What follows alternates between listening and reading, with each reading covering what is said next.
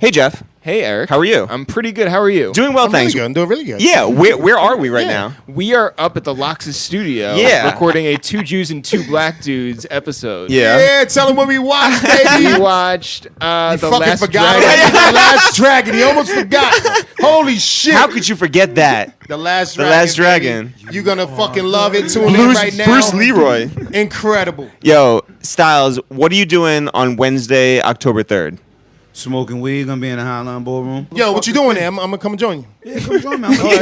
It's a show called Two Jews and Two Black Dudes Review the Movies. Oh, that's nice. Live. That's dope. Highline Ballroom. You bringing October anybody? 3rd. Yeah. You mind if I tag along? Let's go. Come on in, brother. No doubt. Don't miss it. I'll be there. So everybody is Two Jews, Two Black Dudes. Highline Ballroom, October 3rd. Special guests. Don't miss it. We're gonna watch a movie live. You'll be there watching it with us. You'll be able to kick it with us, give feedback.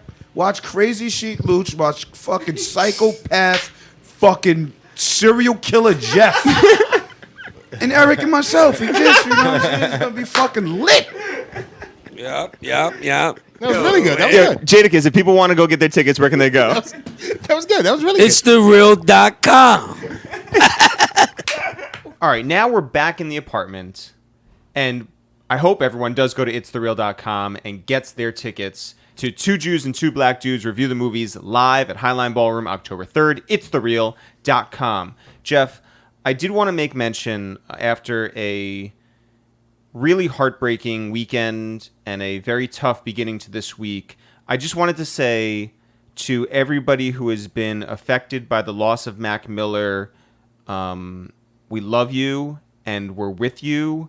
And like Jeff said last week, we're all going through this together and we're all going to get through this together. And I think that's important to know because we've received so many messages in this short period of time of people telling us what Mac Miller meant to them. I know we made it clear what Mac Miller meant to us, both on our podcast and on Open Late, The Peter Rosenberg Show, and also we were on the New York Times podcast with John Caramanica. Yep. So, you know, Mac has been very present on our minds this week, and I'm sure he's been on yours as well. Yes. So a couple weeks back, we had A couple weeks? Okay, more than a couple weeks ago. Yeah, because, okay, people might not know, people might think that we record a new podcast every single week on Not like the a regular case, yeah. schedule. Sometimes it's like Swizz Beats will come over on a Saturday night at 11 p.m. and you just do it then. Right, and the podcast goes up on Monday night. Yeah. But we were planning this vacation. We were going to Utah and Arizona for 10 days to go to all the national parks. We were definitely not going to be recording any episodes out there. And we recorded episodes like we'd never be coming back. We recorded like 6 episodes in like a week. Actually, this week we're recording 5 episodes in 4 days or something like that. Yeah. And so this episode is from about a month ago. Yeah, but it doesn't matter because the fact is that Jay Worthy's energy and his vibe and his sense of humor still translates. It's a dope episode. Jay Worthy, if you aren't very familiar with him, And you should be. you should be very familiar with him. He's certified. He is one half of the group London Drugs, who have a reissued project out right now. So people might have missed it the first time 2 years ago when they put it out on SoundCloud. Yes, it was active. Now it is active deluxe. There you go. It has so many dope songs on it. No, I don't even want go listen to it. Like it is our favorite album of this year. It is so good. It's amazing. Go listen to it. Active Deluxe. And it has such a distinct sound. So shout out to Sean and shout out to Jay Worthy, a really interesting guy.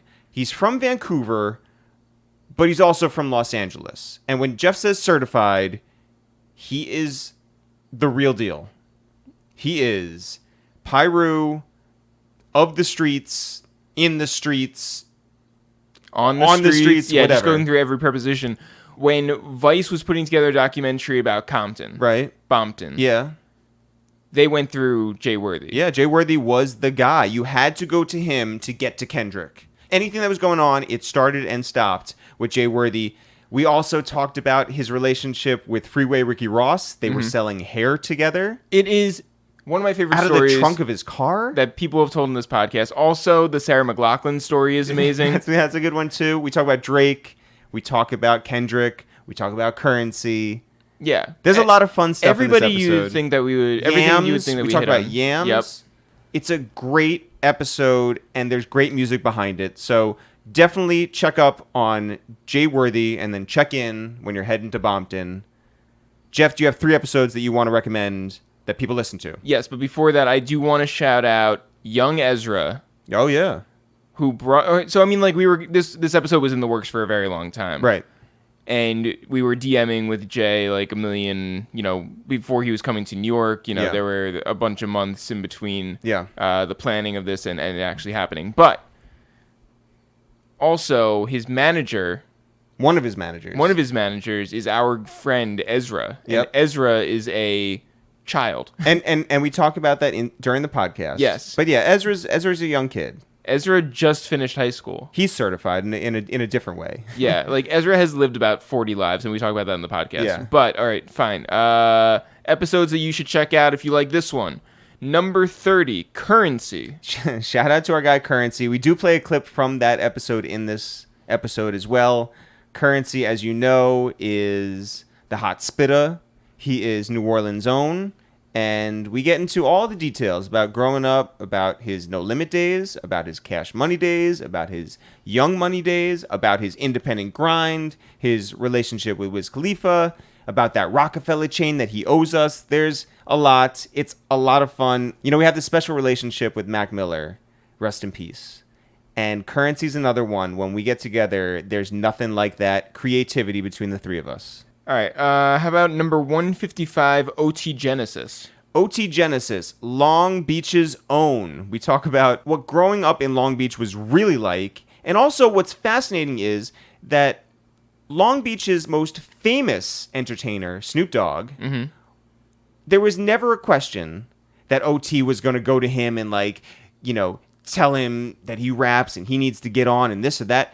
He avoided that. He was like, I'm going to prove myself. And he did. He went in a totally different and very successful direction.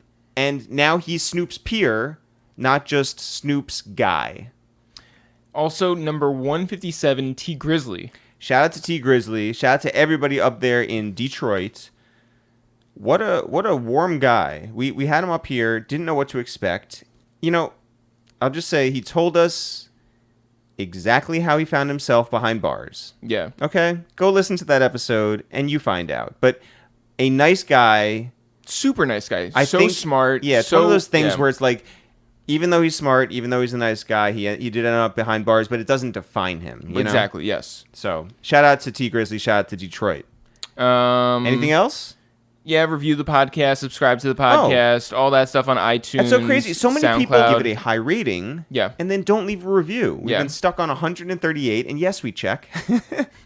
Guys, leave a nice note. Say something nice about us. People care. We care. Yeah, even if it's just like, I like the curly one and the tall one. Jeff, when do you want to get into this episode? Right now. Yo, what up? It's Eric, a.k.a. Swerving Lanes, a.k.a. Gutterball. Yo, what up? It's Jeff, a.k.a. Bagging Grams, a.k.a. Anna Nicole Smith. So, Jay Word. Yeah, this is Waste Time with It's The Real. Jay, what's happening? Shit is cooling, man. We met you down at South by Southwest. Yeah. And we were so impressed that you were really just rolling by yourself. Mm-hmm. It was like some hand-to-hand stuff. Like you didn't know us like in person. You were so nice from jump. We were like, yo, this is a guy who's really, about his business. He is about, really making connections. He is a very humble guy. He shows up by himself until today. Today, you brought like 15 people to our apartment. Ah, shit. And we see how it really is when you're in promo mode. In promo mode, full promo run, you feel me? What was that South by experience like for you? That shit was cool. I really, to be honest, I was only on like a couple showcases. I was really out there more just promoting Pro Club, the company that like I'm kind of the ambassador of, kind of the marketing dude or creative director, whatever the hell they want to call it. Yeah, I'm in charge of running that shit. So that was like I was out there just like creating awareness for the brand really, and then just popping up to like Larry June's shows and Kelly's shows. Yep. Just different homie shows that's out there. And that was also on the tail end of the G Worthy run too.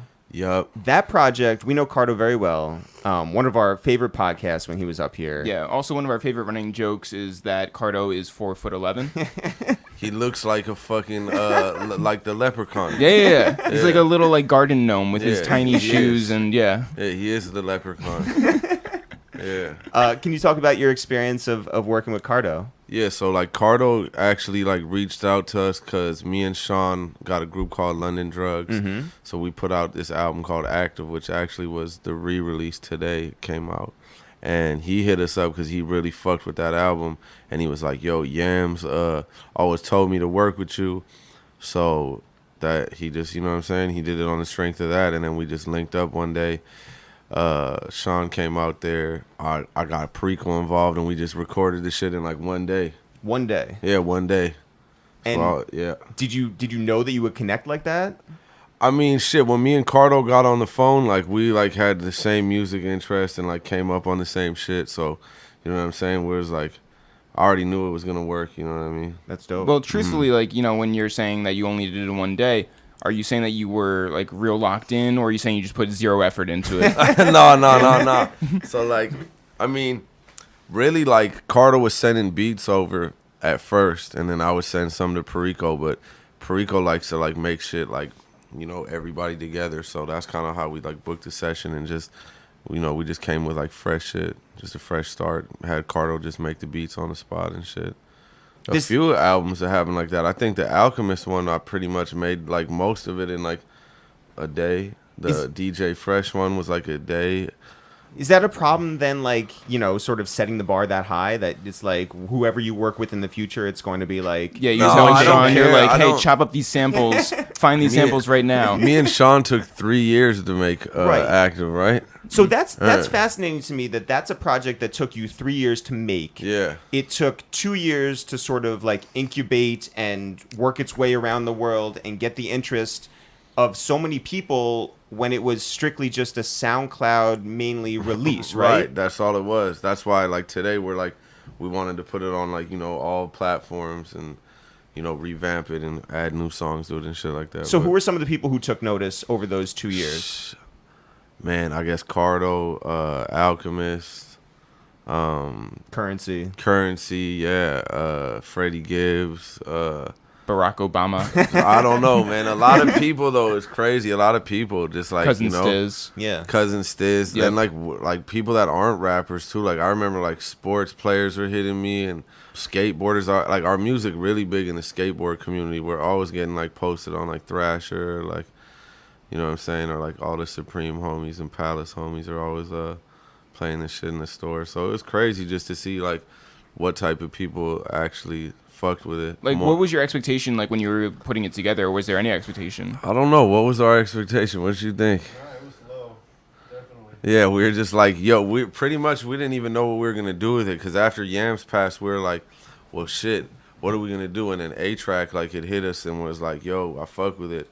So, you know, he gave us a platform to put it out on, but we didn't know what it was going to do, you know. We just knew that we fucked with it. Well, so we live in a world where people want instant gratification. Mm-hmm. You know, we live in a world where if a label doesn't push your shit or put enough physical copies in a store when that was a thing, like, we live in an era where people just want everything to hit and hit big and hit right away. That's not this story, though. You let it rock. Was there any part of you that was like, man, I wish they would put more into this, or I wish more people would notice it now? Well, you know, I think we kind of knew it was always going to be like a slow but steady rise, because like the music we're making isn't like, it's not like anybody else is really making it. So only like, you know, a niche following is really going to like fuck with it. But now I feel like it's getting bigger, you know, like slowly but surely. But I don't know. We kind of knew that it wasn't going to be like an instant gratification or just, you know, but like we did get crazy like cosigns. Like Rocky immediately like tweeted this shit right away when we dropped User Trick, not just because Yams was on it, but because he like genuinely hit me up and was like, yo, this some jiggy shit. I fuck with this shit. You know what I mean? Yeah. So, you know, a lot of different people fucked with it. It's crazy. And it's like, I feel like more people like we right now we still building our fan base up, you know what I'm saying, to get the masses. But I feel like a lot of like musicians, like producers, rappers, that's like how we came to like make all these different compilation EPs with like different producers, or like right now I'm working on one with Dame Funk, working on a different one with Shlomo, working on one with Thundercat. It's like these all came from what we made with London Drugs. I mean, you are known for your collaborations. I do want to talk about, before we get into like the whole story, I do want to talk about my favorite collaboration that I heard about, which is that you and Freeway Ricky Ross, oh yeah, my dog, got into selling hair. Yeah, weaves. Yeah. So that's like the best. So that is one of the best How things. did you connect with him, and how did you guys get into the hair selling game? Yo, so I guess he heard about me, like, yo, there's this kid in Compton, he's selling hair. You know what I'm saying? And I got family in India, so I was getting a direct plug, like, right from India. And we just linked up one day, and I was like, he's like, all right, meet me over here. I'm like, yeah, I'm in Compton. He's like, all right, meet me in Carson, right where the 91 and Central meet. So I'm sitting in the car, and actually at the time it was me and Tory Lanez and my boy Hines, and we're like sitting in my whip, and we're like, all right, Freeway Rick's gonna pull up. He's gonna pull up in like, something crazy. You know what I'm saying? It's Freeway Ricky. So he like pulls up, and he pulls up in this bucket, like straight beater bucket. And he's like, hey, what's up? He's like, hey, you know what? I got some gas money. He's like, I got this radio show. It's actually a podcast. He was doing a podcast, and he's like, he was like, just roll with me to the podcast. I'll shoot you some gas in there. And I'm like, oh yeah, I'm with Tory Lanez. And he's like, man, I know Tory Lanez. And it was like, this is like right before Tory like kind of like blew up. He was like living at Sean Kingston house, I remember. Whoa. And like, this was like a while. Yeah, when was this? I can't even remember. Maybe like 2014. No. Yeah, it was like 2012. Yeah, like 2012, 2013, something like that. Yep.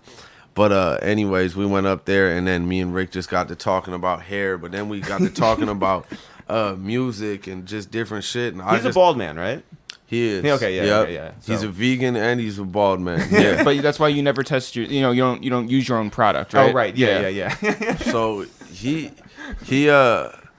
well, let me see. So yeah, we just got to talking about a bunch of different shit, and then like we was just rocking, and he'd be like, all right, like he'd be like, yeah, you can manage me, and whatever you bring to the table, you would get, I'll give you your 15-20% of like whatever you bring, you know what I'm saying? Because he moves so fast, he's gonna manage his own shit, but I would bring certain shit to the table we would eat off of, and then like, we was just doing like, I was just getting him more like relevant, like outside of the hood. I brought him up to Fairfax. We started like, you know what I'm saying, getting him to do like events and shit like that, where outside of just like South Central and shit like that. So yeah. Did you bring him to Koufax? No, I brought him to this spot, this legendary spot though, that Damiano's Pizza. That's where we all used to go, and there's this dude that was there, that worked there, and all you had to do was like give him like a t-shirt or like a half a joint or something like that, and he would like hook you up with like everything for free. And they had this vegan pizza over there, and Rick like would always be like, let's go get the free pizza. And me and Rick used to go hit Fairfax and hit all the promo, like boom, we'd go into Diamond, we go into Hundreds, we go into all that shit, rape everything, and then come right back to the hood and pop the trunk and be like, all right, what y'all want to buy? Well, this shit all half off, you feel me? Damn. Real hustler shit though. Yeah, that's real a real hustler like, come hair. up. Yeah. Hair. What he gets his shit, like he just loves, like he was like, man, we getting this shit for free and it's all profit. He loved that shit. Was it any type of coincidence that on Won't Holler Remix you guys put Freeway right before Rick Ross on the feature list? What do you mean? Nah, that was a mistake. That was a mistake? Yeah. They made a mistake. Yeah, they Damn. fucked up. Yeah, Who I fucked got up? on. I don't know. Some fan like pointed that out, and I was like, "Oh yeah, they fucked up the name. Damn. Don't fuck up Freeway Rick Ross name."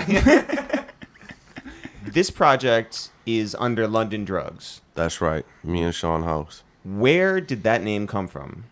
We just came with that name. We were drinking a lot of lean at the time. Which is not a London drug, is it? Yeah. No. This is in Vancouver. Yeah. Yes. Yeah.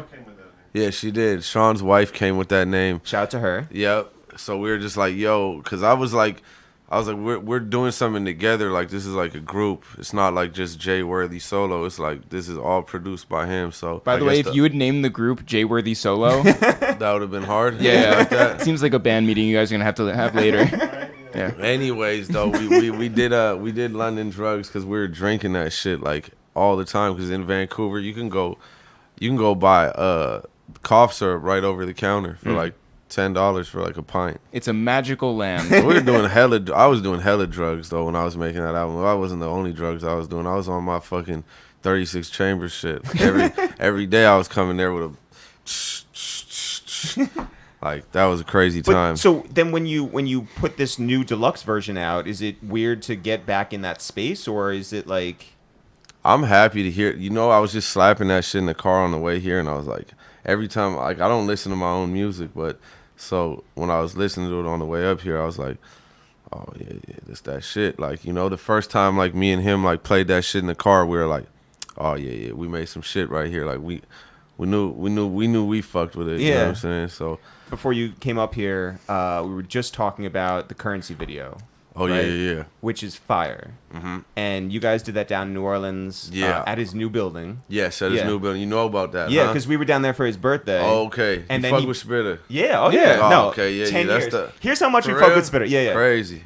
So he came up here and we interviewed him for MTV. We were doing these like short absurdist interviews for MTV, right? Mm-hmm. So we just asked him in passing. We're like, yo, you were signed to Damon Dash right after Rockefeller had broken up, and Dame went over to Def Jam to do Damon Dash Music Group, right? Right. And so he was like, yo, here's how much fuck, like, the fact that I don't have Rockefeller anymore. I'm going to put the Rockefeller insignia on Pilot Talk 3, right? Uh-huh. And so he's like, plus, I'm going to give my Rockefeller chain to Currency. So we asked Currency about that, and we're like, where is it? And he was like, I have it at home in a drawer. He's like, do you the want it? Because they had their falling off, yeah. So he's like, I got it down in New Orleans in a drawer. Yeah, you do guys you guys want it? And we were like, absolutely. Yes, and he said next time he's up in New York, he's going to give it to us. So as many times as he's come to New York, we pressed him. We ran up on him and Musa. He owed us a verse at some point, too. So we went, like, hard trying to get that verse. And we would hit him on text, and he would be like, sorry, I be high. And we're like, yes, we know. That's why we want your verse. He never responds to shit. Or if you hit him about some other shit, like some fun shit, some car shit, some movie shit, he's going to hit you right away. But if you hit him about some work, nope. No, he ain't going to hit you back. all these years, we press him, we see him, and he comes up here on the podcast, and we say on the record, where's the Rockefeller chain? And can we have it? Can we have it? Yeah. Yeah, I'll bring it next time. Please. Legitimately, next interview, fine. I don't know how y'all gonna divvy it up. Well, look, it's fine. We'll kill each other. I mean, do whatever y'all want to do. Do whatever you want to do, but the next time we line up, I'll sit it right there. Oh, it's all good. It's no the greatest. problem. Yeah, no it's problem. like... If I light up a joint on that couch, come back, all right? I'll bring that. I'll sit down. I'll fucking light a joint right there, and that'll be... Because it's either, like, give it to us or Fair eBay square. it, whatever, you know? Nah, just don't eBay it. Keep it forever. Yes. Keep it forever. Bring it to everything. Okay, we'll do. Like, you know what I'm saying? Yeah. Every time, any show, every time y'all get fucking TV shows, movies. Yep, yeah. Have it on set. Yo. Have it on display. Right. Put it around dogs. Do something. Make sure that it's in. None of what you're saying is crazy, by the way. Like, all right. I know who I'm talking to. I know I'm almost giving y'all suggestions. I know. So definitely do these things. And we got to deal. For his birthday, we went down there. And in New Orleans. And we were like, hey, like, and by the way, the real plan was that we were gonna get it. We were gonna bring it back to New York where it rightfully belongs, right? Bring the Rockefeller chain back to New York. It doesn't matter that there's two of us and there's one chain. We will just like keep it here. Fine. Better in New York than New Orleans, right? So we were gonna get to the airport and we were like, what are we gonna do? Like, because Jeff at one point was like, he'll send it to us. We're like, yeah, no. We're like, no, don't trust this to the United States Postal Service. We're going to go down there, get it, go through TSA with it. And we're like, what are we going to do? Watch it go down the belt and like through the x-ray machine? No, I'm going to wear it through the x-ray thing that you do yourself. Because what do you do when you go through the x-ray thing? You throw up the rock, right? So we go down there. Yeah, and he did not. He didn't give it to no. us yet. So all these years, Currency, you still got the motherfucking rock chain, man. Exclusive joints. But you went down there and you shot the video with him, and it looks dope. It sounds dope. How was it for you? Man, it was cool. That was like my second time going to New Orleans. The first time we went out there, I did an album with our EP with Currency, London Drugs. We also recorded that in one night. Lazy. Just to get that off. But nah.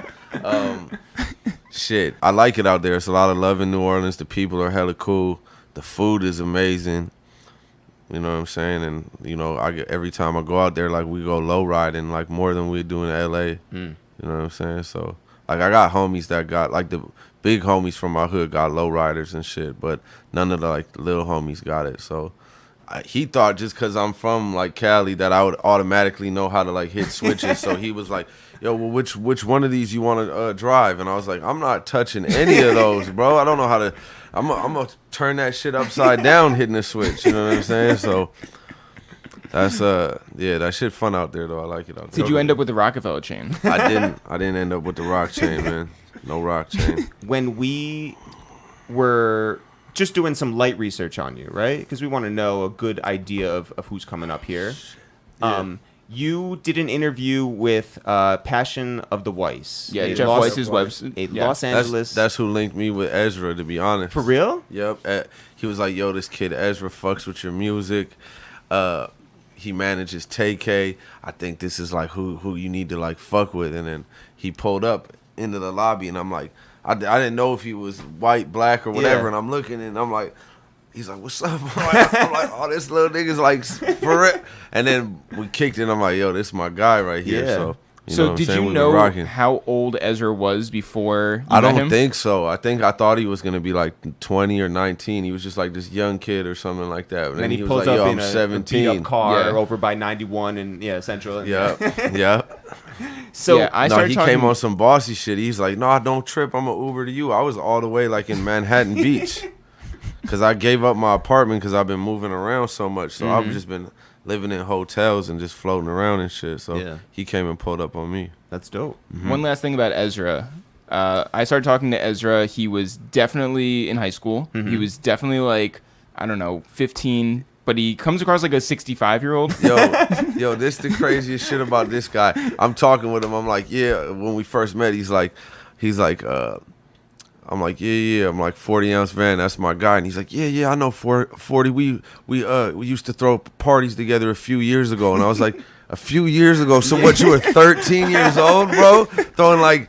You know what I'm saying? Booty shaking competitions with 40 ounce van. That's legendary. And he's like, yeah. And he's like, yeah. He was in the club with us for our release party. Crazy. You know what I'm saying? That's legendary. He knows shit. everybody that we know. Yeah. Ezra is a legend. Ezra's a legend. Yeah. For real. Yeah. So when we were reading this piece, though, which is a great piece, first of all, they start talking about Vancouver, and you go, yeah, I don't really want to talk about that. Man, because, like, you know, a lot of, like, people don't know. It's like people get this perception fucked up of Canada. It's like some real shit goes on over there. Like, I saw probably worse shit go on over there and was into more shit over there than I was when I moved to Compton. Yeah. So, you know, and there was a series of events that led me to leave because shit was so crazy. So it's like, you know, I don't talk about it because, like, my homies is really involved in some serious shit. So it's like, you know, they want to touch down on all that type of shit. I'm like, man, my homies... It was a point in time I didn't even rap because I thought that shit was so corny. I was like, You thought rap was funny. Yeah, I was getting money. I was like, the fuck, rap? Hell no, I'm not rapping. Well, then what was the switch there? Yeah, I'll tell you what the switch was when I got out of jail, and then my stepsister's mom bailed me out. She like, you gonna go on tour with your sister.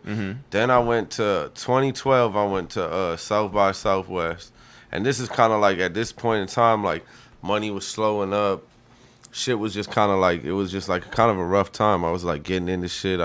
I'd stabbed somebody, then I was on the run, then some shit happened in front of my house in the biddy. It was just bad time. And then someone was just like, yo. So I went to South by, I met a bunch of people. I connected with Yams. I went back to Vancouver. I linked up with Sean, and then that's when we started making the London Drugs shit. And then, you know, it was like a series of events. It was that. Then my brother got into film. I linked him with like some people on Fairfax that got me a TV show credit. And then just good things just started happening, you know what I'm saying? But was music...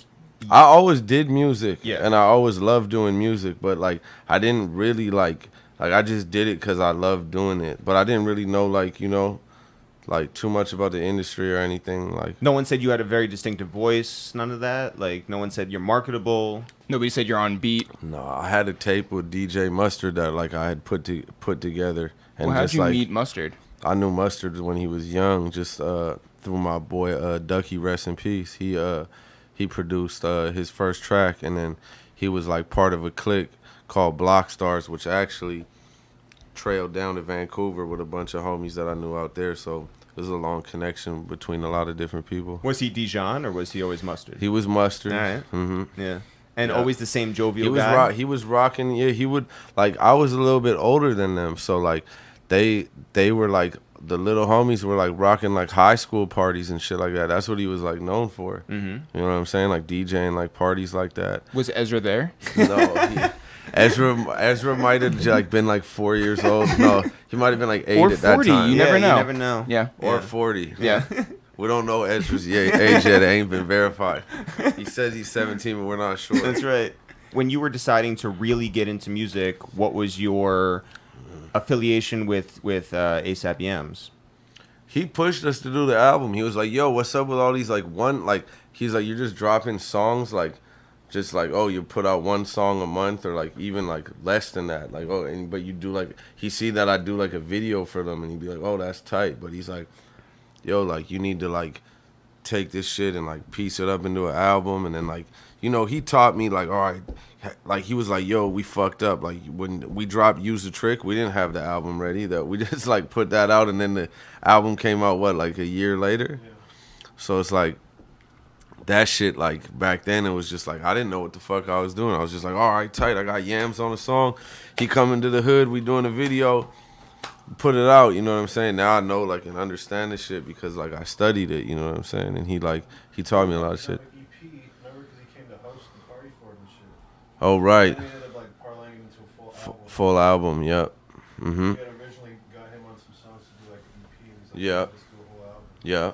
He came down to Vancouver and everything, and then he, like, flew me out here, and, like, this is, like, early on, and then that's how I linked with P on the boards, and, like, I remember all that shit. But was there ever a thought that because you're not in New York, because you're not in LA, because you're not in Atlanta, that, like, maybe... Well, I was in LA, No, though. right. But full-time, was there a feeling that because the music industry is not there, that... Or did you believe in the internet that much? No, I didn't. I was in LA most of the time. I just come over there to record, or when I had my bitches, I send them over to Vancouver. That's the only time I was going over there is to get money. Mm-hmm. And then, so yeah, I didn't think about that. I was just like, I'm in LA. I move around. I really liked whenever I go to New York. Still to this day, like, I'm always like, damn, I gotta move out here because it just be. You know what I'm saying? It's something just about expensive enough to make it worth it. Yeah. It's really expensive, but shit, it's something about the way y'all move and the way people get shit done out here. It's like fast paced. Yeah. You feel me? So what was corny about rap to you? All of it. I don't know. I don't know. Like, I like a lot of the new rap though, but like. But at the time. But yeah, when you were, like, you know, moving the way you were corny moving. about rap. Yeah. Just rappers in general. I'm like, that shit fake. Like, these niggas ain't out here doing that shit. Like, I'm gangbanging. I'm at the park every day. I'm with the homies. We doing this shit. We living this shit. I'm on the blade. I got bitches. Like, these niggas is fabricated. This is me. I'm the real deal. You know what I'm saying? Mm-hmm. So I'm like, fuck rap. Nigga, I'm getting money out of bitch. Period. That was it. So, you know, that was my attitude. Like, man, I don't give a fuck about no rap. You know what I'm saying? But, you know, that shit, you know, I don't know. I just, something changed. Something changed in me. I don't know what it was, but something changed. You know what I'm saying? So you go on tour with your sister. Yeah, which I think that probably changed me a lot too. And then, like, just seeing that shit and, like, then, like, hanging out with her and her friends and then, like, going to, like, all these different type of parties and meeting all these different type of people and just, like, you know, broadening my horizons. And, like, in LA, like, I would just stay in Compton. Then it took, like, baby steps. It was like, all right, I'd just stay in Compton. Then it was like, all right, all right, now I'm fucking with the homies in South Central. Then it was like, all right, then a couple of them introduced me to the kids on Fairfax. And then, you know what I'm saying? So it was like baby steps. And then by the time I was on Fairfax, then my sister started popping. And then, you know what I'm saying? All that shit rolled into other shit. So it was just like every everything happened for a reason, I feel like, in my life. Styles, you want to hit us off about October 3rd at Highline Ballroom? Yeah, what up? It's your boy Styles P, a.k.a. The Ghost, a.k.a. Two Jews and the Black Dude Special Jew. What up? It's your boy Sheedy Looch, a.k.a. Silverback Bobby Backlund, nigga. It's your boy Jada Kiss, a.k.a. Leroy. Leroy. Yo, what up? It's Eric, a.k.a. Petri Dish, a.k.a. For the Culture. Yo, what up? It's Jeff, a.k.a. Shooter Boy in Blue, a.k.a. Papa Smurf. Hurry up, Oh, nigga. what's going down? October 3rd's going down. Tell them, fellas. Yo, listen, October 3rd, we're going to be watching a movie at Highline Ballroom with you guys. A special intimate viewing of a movie of our choice. Yeah. But we gonna do a Q&A and watch it with the fans. Something, you know what I mean? I know y'all listen to the audio and y'all want to be there, so here's y'all chance. Yo, listen, seeing it in person, being in the room with us is so unbelievable. Laugh out loud funny. There were so many times during this episode where Jada and Styles couldn't even handle what Sheik was putting out there. But man, you guys got to be there live. October 3rd, y'all. Highline Ballroom. Don't miss it. ItsTheReal.com.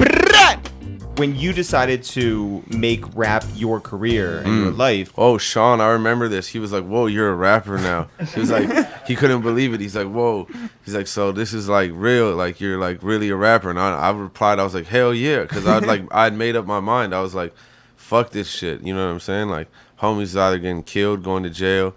This shit, these bitches ain't solid enough. You know what I'm saying? So it was just, that was the only thing left to do was that. You know what I mean? So.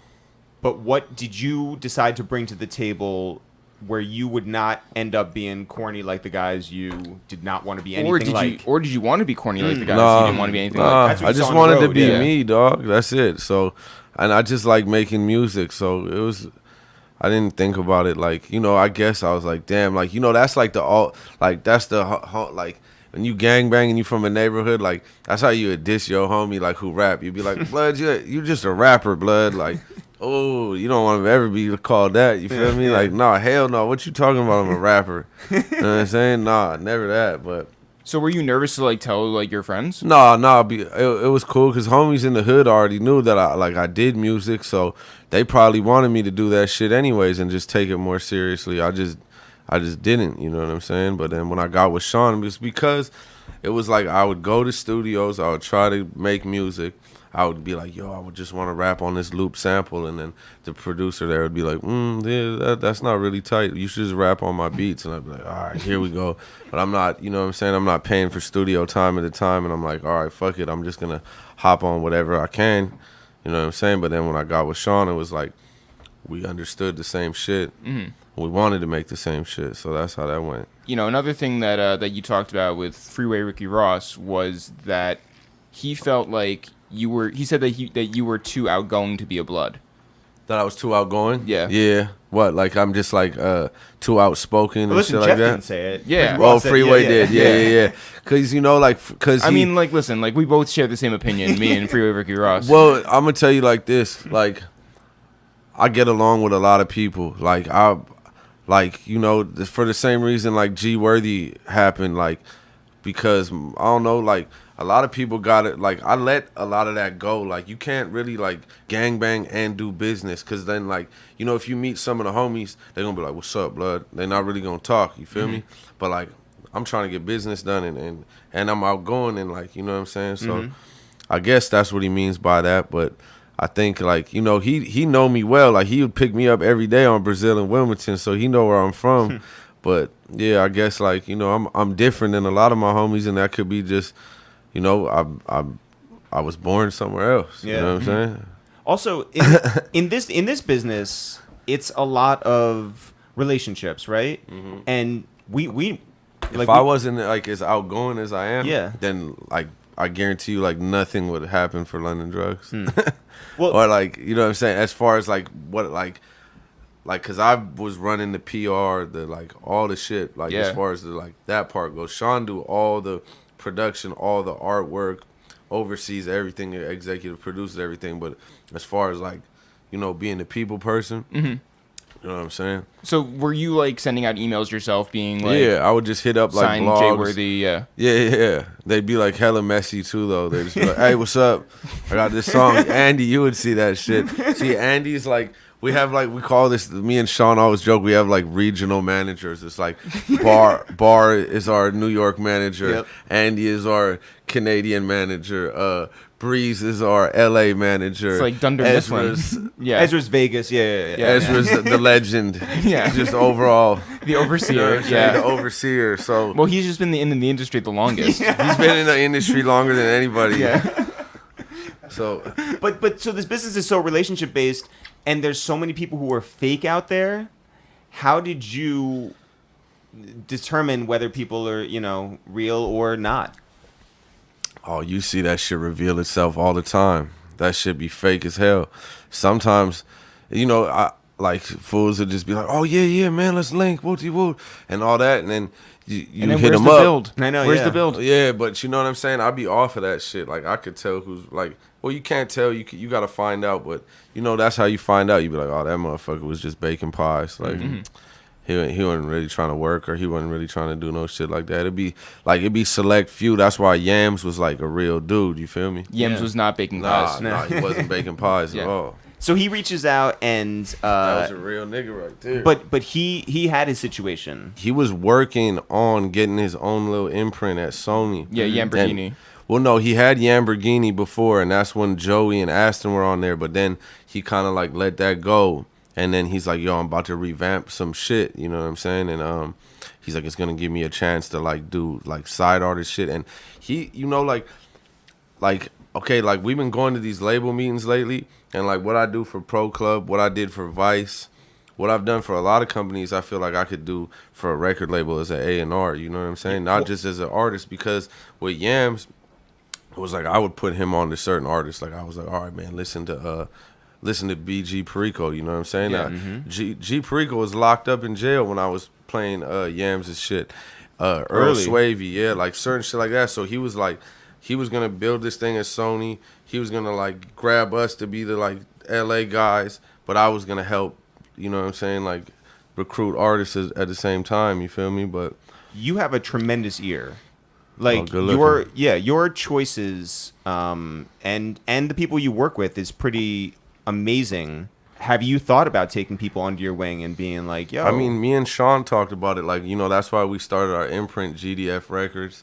And, like, eventually we do want to, like, have, like, sign artists or put out other people's projects that we fuck with. You what know does what I'm GDF saying? stand for? Getting down foul. Because we don't pay anybody for anything. Oh, so why do you call it Cash Money Records? Cash Money. Yo, they just tried to sign me. Did you see that shit? No. Yeah, they was like, oh shit, we need to. I guess they're starting some shit called Cash Money West. Yeah. You know what I'm saying? So you are West. I am West. You know what I'm saying? But so you had the conversation with them or no?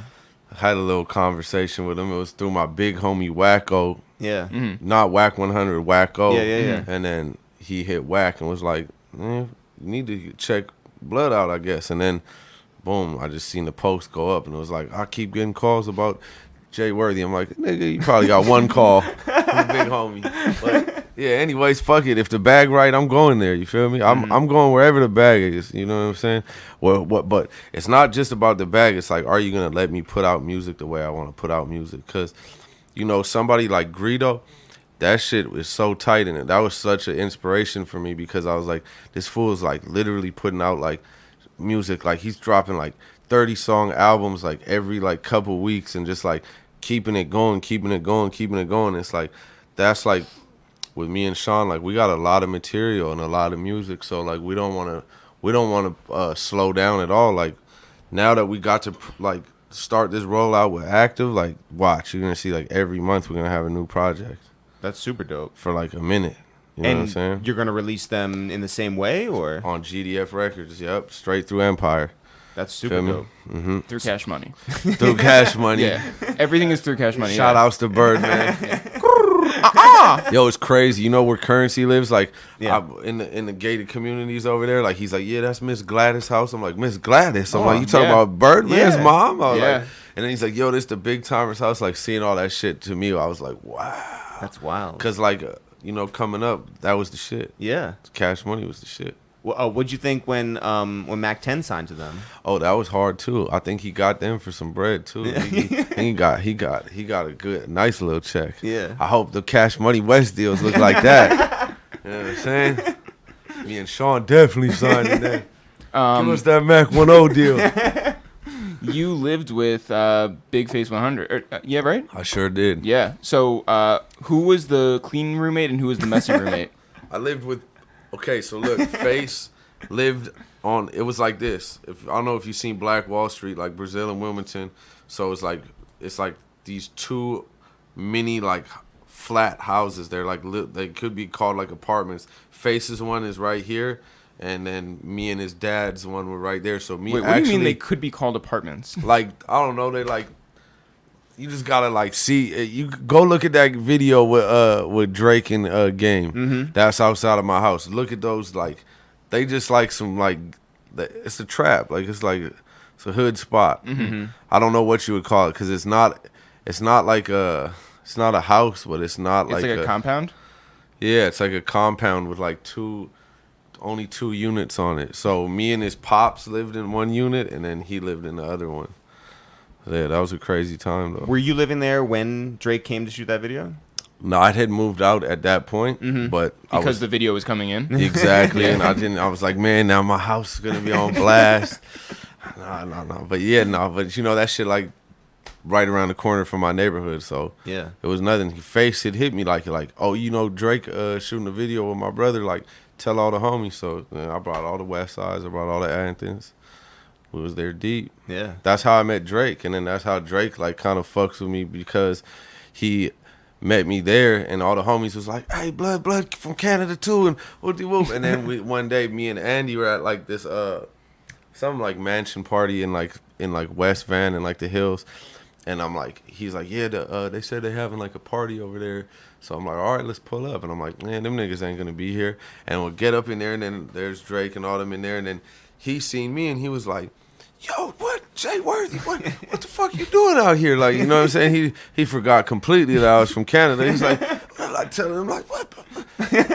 Yo, Bompton, yeah. You know what I'm saying? So, yeah. So he remembered me from that, and then I made a relationship with P. Rain, Preem, that's my boy. Yeah. I just directed his video. It came out like maybe 2.5 weeks ago. That's dope. Yeah.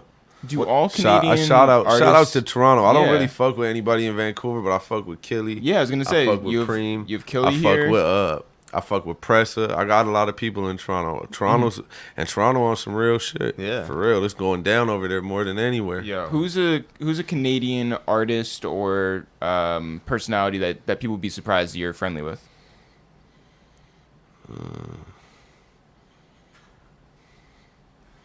I don't know. Shit. Who?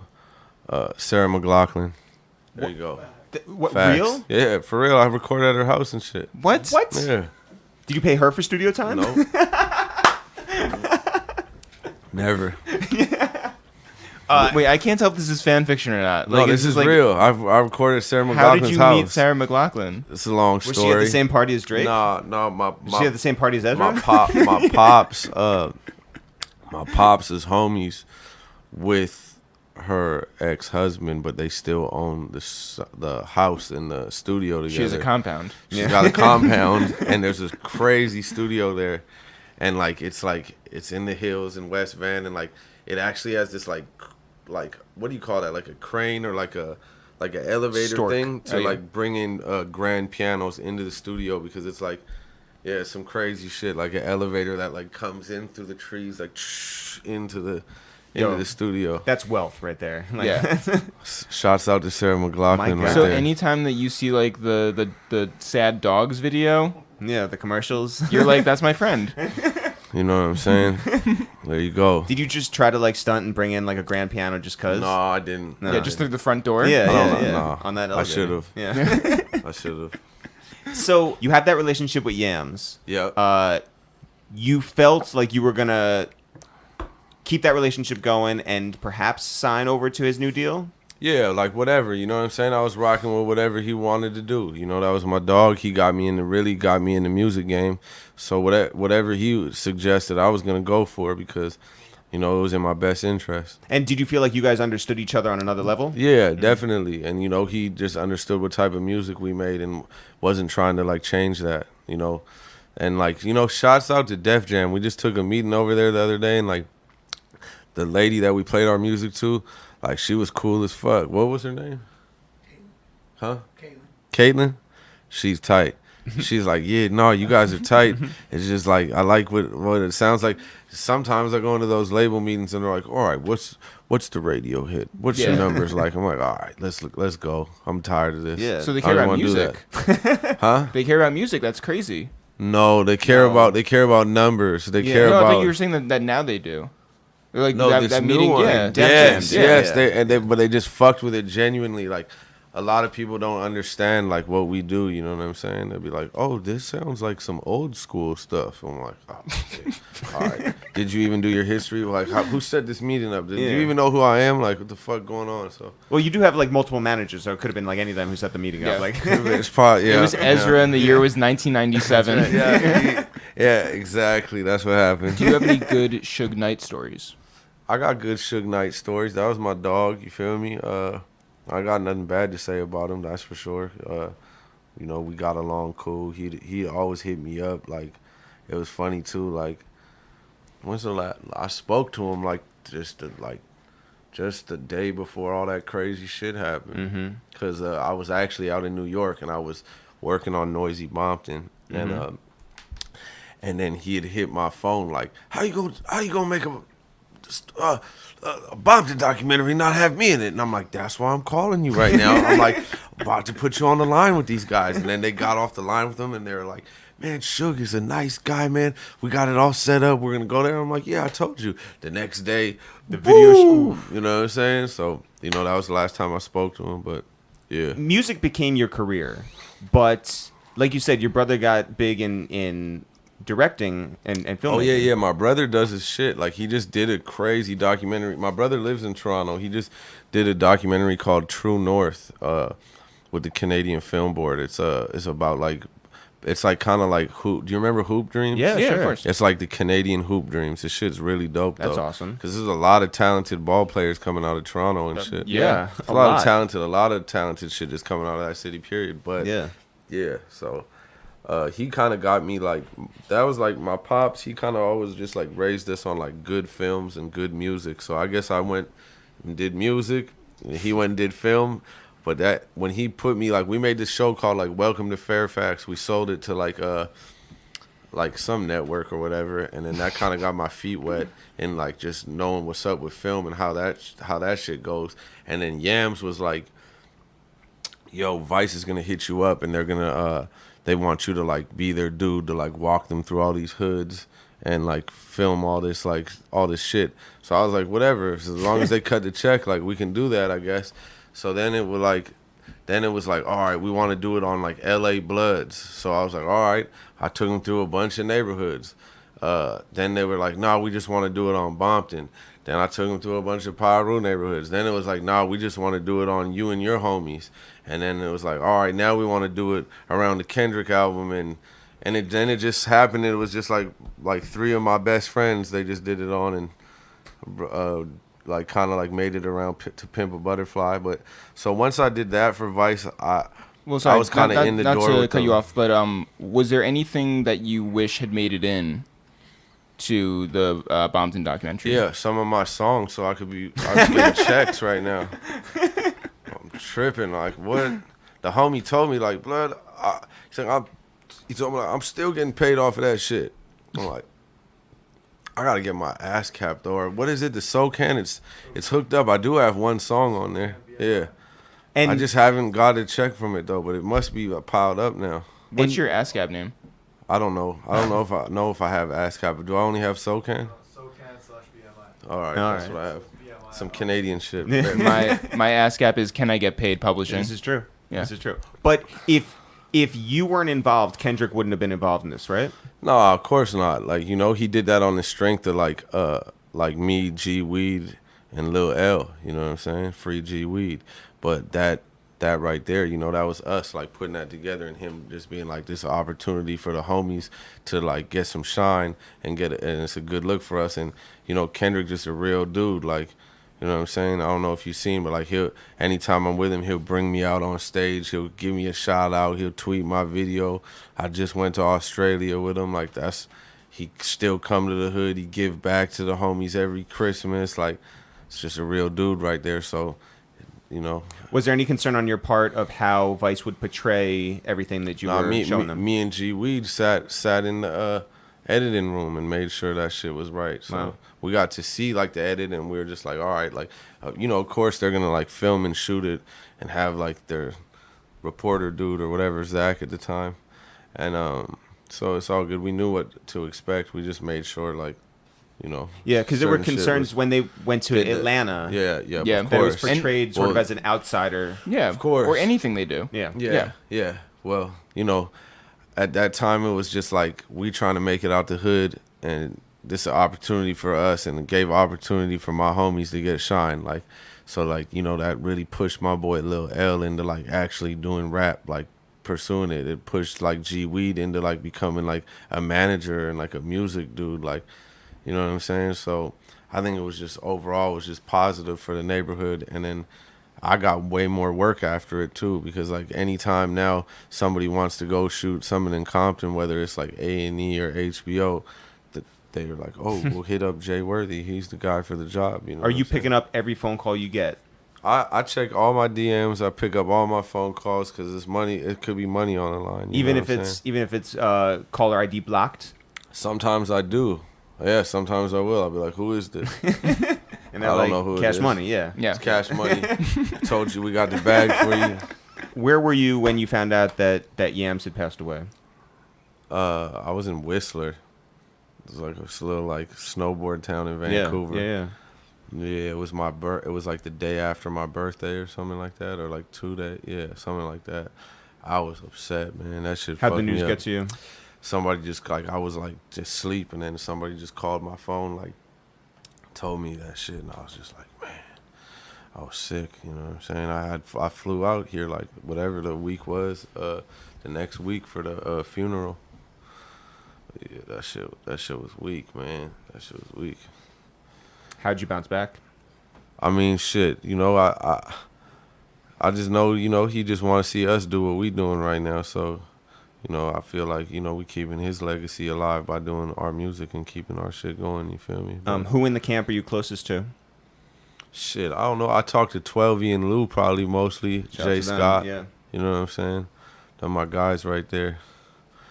Nast is my dog too, though. Like, you know, but he's so hard to get on the line. But whenever he want to hit me up, whenever he want to hit me up, though, he'll hit me up, and we do shit. Like, he brought me out. We did like him and Shlomo did like a like pop-up show together like a month ago, and we got some songs with Nast, but he's like been holding on to them for his solo album that he's been working on for like fucking 4 years. Well, it took you guys 3 years to make your album, so yeah. Not everybody can do songs in a day. How many different numbers? Setting the tone for shit now, man. Yeah, check the temp. Yeah, check the temp, man. How many different numbers do you got for Rocky?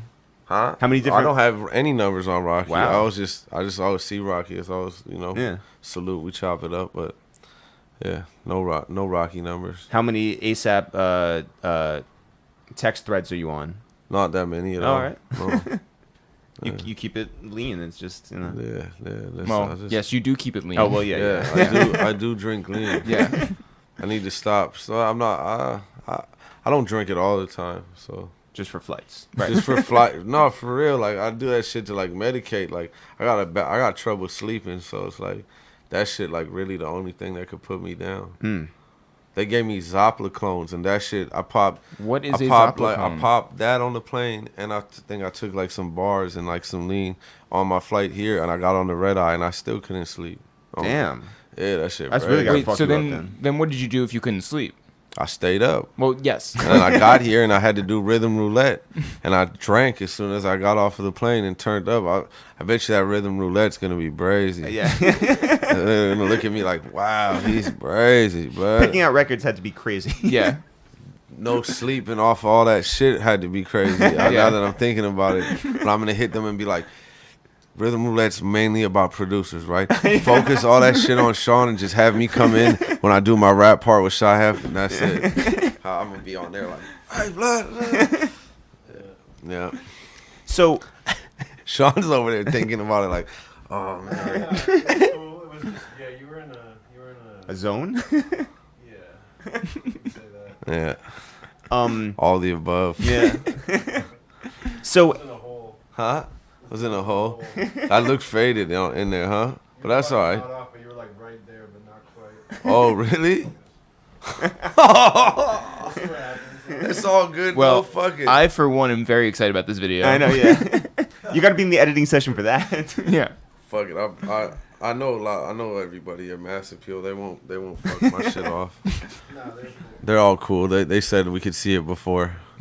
I'm like crazy about that type of shit. If I see like something, I've had like videos taken down or interviews taken down like hella times. Like, what about like? I don't like. What about this one? No, this one's cool. Okay. Because nobody's gonna listen. That's cool. What about pictures at the club? Can you track those photographers down and? Yeah, I don't really like taking that many pictures at the club. No, but if they sneak take them. Fuck it. If you catch me in the club, I'm gonna look like. I can never take a good picture in the club. I always look fucked up. What collaborations? Real blackout boys, you know what I'm saying? Oh, for real. Yeah. Yes. What collaborations do we not know about? No, I pretty much let all the cats out the bag. Nah. I think. I mean, I think the me and Shlomo one is kind of rare. Mm-hmm. What we got?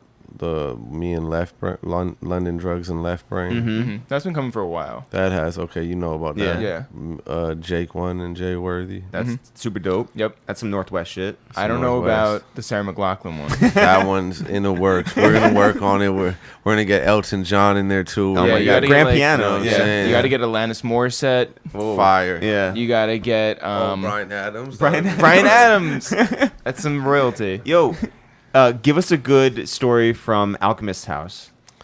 Yo, I ran into Noriega yesterday at the radio show, and I remember like Nori came in, and it was like me, Body, Earl Sweatshirt, like West Side Gun and Conway, and then like Nori comes through at like 10 in the morning with like 10 fools, and he has like this new liquor, like I guess it was like some like Japanese shit, and he just not like, Tiger made us all, Bomb. yes. Oh, that's his favorite thing. That was his shit, and he like made us all like take shots at like 10 in the morning. Nasty. And like Not I was too just early like, for that's Tiger when I Bomb? just realized like, and then later that day, like Schoolboy came through and was like, hey, I need to use the studio, and like I was in the middle of recording. He's like, "Word, you not tripping, right?" And I'm like, no. It's like, I'm like, wow, Alchemist house is like the craziest house ever. Yeah. You know what I'm saying? Like Yeah. everybody really over here, but Yeah, it's like a clubhouse. it's like a club. It's like a rap clubhouse. Yeah. Yeah. But like you have everybody from Noriega pulled up there to, you know what I'm saying? Action The Bronson, Earl, yes. yeah. I think Action Hip-hop. actually was there earlier that day. Hip hop would He go. was. Yeah. Did he have Tiger Bone?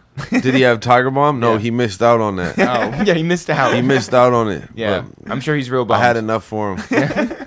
You guys just like hang out and everyone's recording at all hours? You can just show up to Al's house, you know, like he doesn't even answer his phone, so you kind of like got to show up there. But like sometimes, like I lived like pretty close to him, so I'd like come by on my bike, and then I'd be like, and then I'd see like a crazy car outside of there, and I'd be like, oh shit, Rick Rubin and Eminem are probably in there right now. I better pull off and come back another day. You know what I'm saying? But instead, it's Freeway Ricky Ross. Huh? It's Freeway Ricky Ross in Could the car. be. Yeah. It could be. Wait, you wouldn't go into that session just to hang out?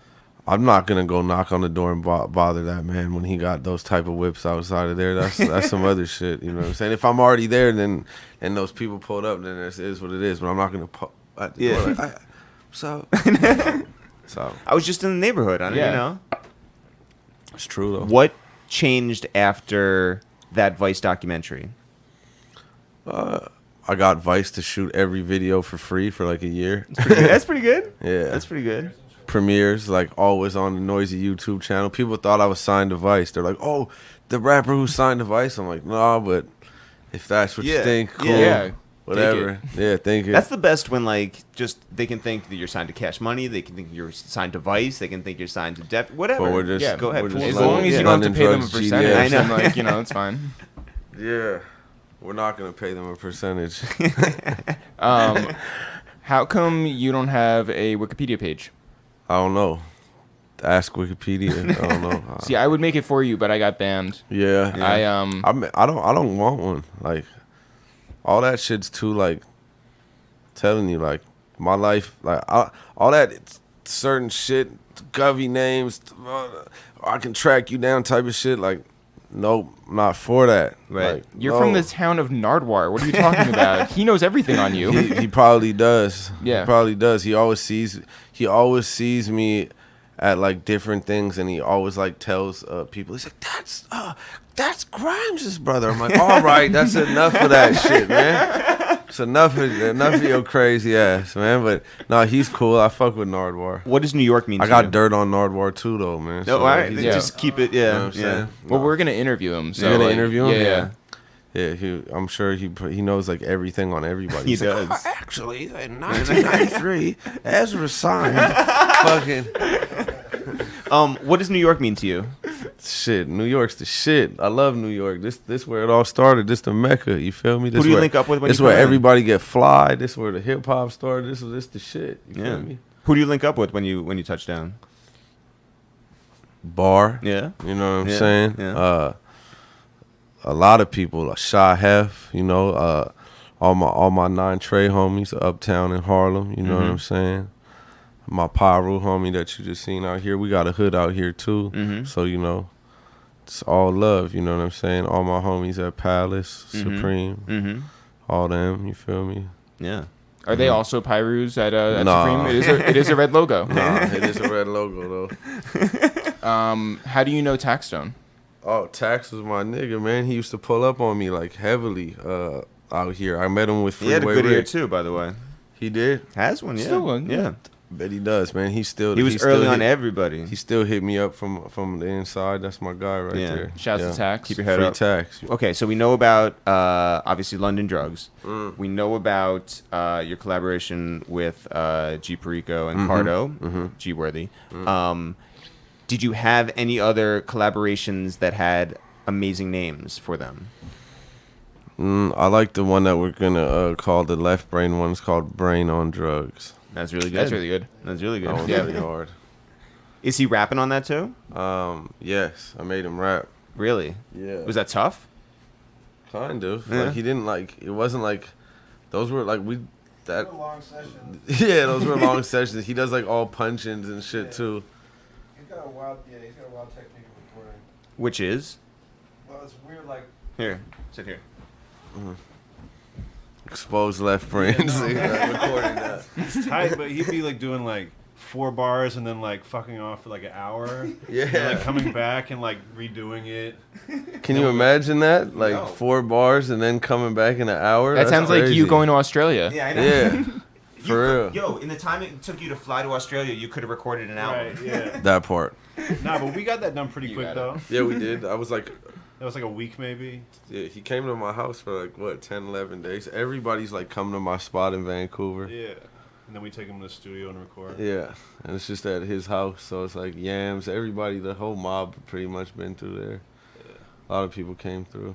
That's where I like to record, to be honest. Away from all like now I'm better at like I can record anywhere and do my shit, like, but that's where all like I feel like my London Drug shit is our best shit. It's What my is it favorite about? shit. What is it about? Now that Sean's off the mic, what is it about Sean that you enjoy? Like, It's my dog, Most, yeah. man. We just my dog, and we just we share the same interest and same musical taste. So it's just easy, It's not even like we gotta question anything. It's just like you got a shorthand. it's Yeah. just like boom, we know what we're doing. Well, does being in LA and being in that health-minded culture, is that like something that now you're Health-minded culture. Yeah. But there ain't no health-minded culture in Compton. We had like a organic grocery store that got like shut down. It was like open for like 3 months or something like that. Why'd it get shut down? I don't know. Like, I don't know, but I have no idea, man. But I don't know. There's not. I'm trying to be more healthy, like just on my new, healthy life, trying to, I watch what I eat and shit. At one point I like lost a bunch of weight and I was like really on my shit. I think I lost like 20 pounds. I was just like on strict diets and just like not drinking any lean or anything like that. But this traveling shit got me drinking lean again because it fucks up with my sleeping patterns.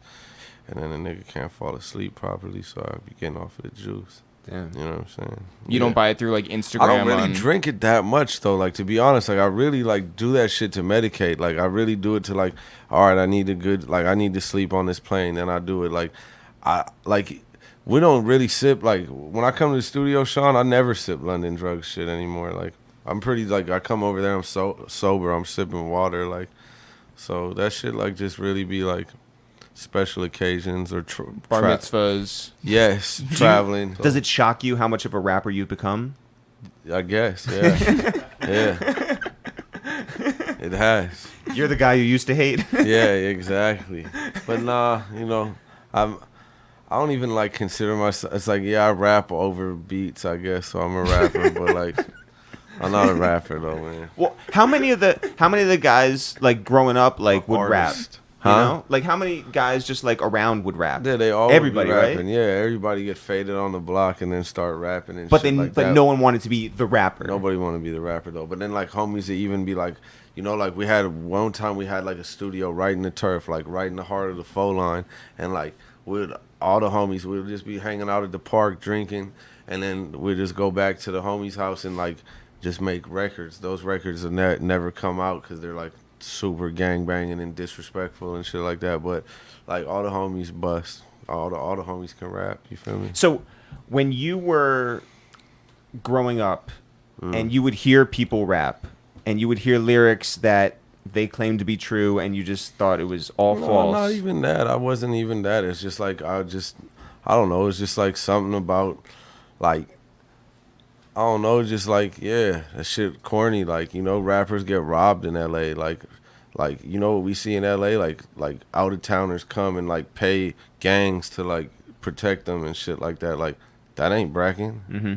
Like, you know what I'm saying? Like our big time artists come and want to like join gangs after they're like already famous. Like that's mystery. Like I don't know. I just see a lot of mystery shit. Like, so like everybody think LA is like their playground. Like this shit ain't your playground. Like this is where we from. This is where we do our shit at. Well, on that subject, what do you think of like the popularity of Blood Talk, and what do you think about the popularity? It's crazy. That shit wild. But like, at the same time, YG is like my good friend. So, that's so tight. Like, he like trademarked the word Bompton. Mm-hmm. Like, that's brazy. You feel me? That's a word like the homie's been saying since like 80 something. You feel me? Like, but like now you got like white kids and like Justin Bieber wearing like Bompton sweaters and shit like that. So, at the end of the day, like, sure, it's all like, I mean, it's all positive because like, it's like in some way it's like we're getting recognition for this shit, but sometimes it rubbed me the wrong way because I'm like, this shit is sacred. Like this little thing of ours that's like now. Like, but I bet you the Crips felt like that too when like Snoop was like super big, and then you see like white people sea walking and shit like that. Like, that shit just gets exploited. It is what it is. Have you met Elon Musk? I haven't. All right. Haven't met him. I'm still waiting on my Tesla. You feel me? Still waiting on my rocket launcher. You feel me? I'm gonna be the first Paru in space. You feel me? All that. Yeah, not a lot of rappers have rocket launchers, right? No, I'm gonna tear shit up with that. They don't want no problems. So, all right. So the homies got rocket launchers now. Blood, we finna pull up. It's over. We're clearing our whole neighborhoods. We don't come in with the PA system like, kids and mothers, clear. About to lay shit down. All right, but yeah. I'm just excited about this project. I'm excited that you did it in a non-traditional way. I'm excited that you let it rock organically, that people picked up on it, and that you were able to re-release it and not pay any fucking labels or anything. Just appreciate it. Do it your own, and I'm glad that you shut it down like an organic store in Bompton, right? Yeah. Exactly. Congratulations on everything. Yeah. Thank you. You and Sean. Yeah, Sean. You know what I'm saying? This is it. Active. It's out. Yeah, we're looking forward to everything else. All right. Right on. All right. Thanks everyone for listening to this new episode of A Waste Time with It's The Real. Jeff, people want to find out more about us. I'm Eric with the curly hair. You're Jeff with the glasses. Together, we are It's The Real, no apostrophe, no spaces. Jeff, if people want to find out more about this podcast, it's called A Waste of Time with It's The Real. What a clever name. If people want to find out more about anything and everything that's going on with us, where can they go? You can always go to ItsTheReal.com. Why would you go anywhere else to find anything about us? Just go straight to the source. Yeah. XXL Magazine. ItsTheReal.com, ItsTheReal.com. If you're looking for tickets, if you're looking for our book, Rhyme Book, if you're looking for our music, if you're looking for our podcast, if you're looking for our merch, it is all there. ItsTheReal.com. Also, I'm sure there's pictures of us. ItsTheReal.com. If you're looking for our podcast, look on iTunes. A Waste of Time with It's The Real. Or if you're maybe not on an iPhone, maybe the iPhone is too expensive. Maybe it's too good. Maybe it's made by two tiny hands. Well, and maybe you want to use SoundCloud. Go to SoundCloud.com/awasteoftime or SoundCloud.com/ItsTheReal or what? SoundCloud.com/2 Jews. Number 2 black dudes. Right. 2 Jews, 2 black dudes. That's for all the movie reviews. Okay, cool. Yeah. Great. If you're looking for our music, okay. Teddy Bear Fresh is on all streaming services. Go cop that right now. That's an album, by the way. Someone did jump in our live today and say, hey, it's my favorite mixtape. And I'm like... They had the gall. I said, you know what? I appreciate you listening, but get it the fuck right. Yeah. It's a full album. Don't you come to us and tell us that we have a good mixtape when it is an official release. Give me those streams back. Yeah. Teddy Bear Fresh. It is an official release. That's right. If you are looking for us on social media, at It's The Real on Twitter, at It's The Real on Facebook, at It's The Real on Instagram, at It's The Real on Fortnite. All right. Stink on there. Go get your ass whooped by Jeff. Yeah. I got that stunner grenade, Jeff, for that ass. You know, we so often get hit up by people who so appreciate what we do, and that is so lovely to hear, and we really do love hearing about it. We love when you guys reach out to us and you tell us you helped me pass the time, or you helped me get over something tough, or you know what, I fell asleep to your podcast. We love it all. And we want to show our appreciation to you guys. Yes. So, Jeff, who do you want to shout out today? Well, I should say that so many people reached out and said, oh my God, you had Jay Worthy on the podcast. Yeah. It has been like a month and a half. Yeah. And people were so excited. This is true. But I forgot all of those people. Damn. So, I do want to shout out Bar None. Shout out to Bar None. Who is our neighbor who brought over Jay Worthy. He was in the building. One of Jay Worthy's man. He's like his New York manager is how he described him. Shout out to Bar. An OG. An OG. From around the way. Who you can spot running through Riverside Park and doing 4,000 push-ups in Central Park. Shout out to Bar. Jeff, I want to shout out our friend out there in San Diego, our friend Josh, also known as El Stampo. Shout out to Josh, a.k.a. El Stampo, who, when we met him in Los Angeles, we did a meetup in Los Angeles in January of this year. Yeah. And he brought his own notebook, and he asked us to inscribe it with something inspirational, which we did, and I was so happy to do that, and I thought to myself, Rhyme Book, our notebook that is in stores right now, Amazon, Barnes & Noble, ItsTheReal.com, that was just in development, and I thought to myself, this is what it's really about. Write down your hopes and your dreams and run into someone and have them sign something nice. Shout out to El Stampo for putting that into the air and having us sign that book right there, and so glad that he went out and ordered his copy of Rhyme Book, and it's arriving to him soon. Again, Rhyme Book available right now. 30 pages of original content inside this lined notebook. It's beautiful, it's fun, We gave our copies to Jadakiss and to Styles and to Chic just the other day. We use ours. We saw our guy Fleisch was using his. Lots of people have hit us up about it. It's super dope. Let's keep it at the top of the charts. Go to ItsTheReal.com and order yours right now. Guys, we appreciate you. As always, not for real, for real. Sure. We'll see you guys next week.